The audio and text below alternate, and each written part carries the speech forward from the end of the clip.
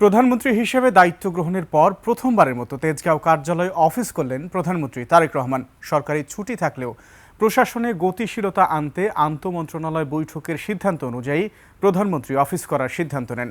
উন্মোচন করেন স্মারক ডাকটিকিট। বিস্তারিত রিপোর্টে।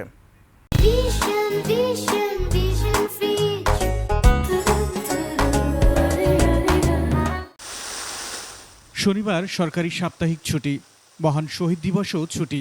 তবুও প্রশাসনে গতি ফেরাতে ছুটির দিনেও অফিস করার সিদ্ধান্ত প্রধানমন্ত্রী তারেক রহমানের।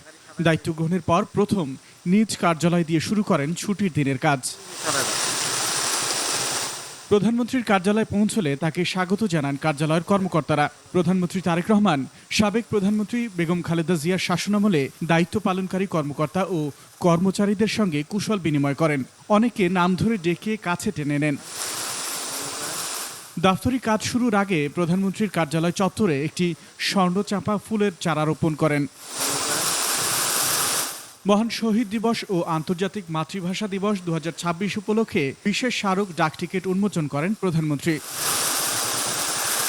নবনিযুক্ত প্রধানমন্ত্রী হিসেবে তেজগাঁও কার্যালয়ে এটি তার প্রথম আনুষ্ঠানিক দাপ্তরিক স্বাক্ষর ও কার্যক্রম।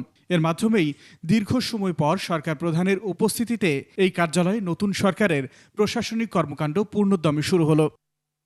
আকবর হোসেন সুমন, 21 টেলিভিশন, ঢাকা।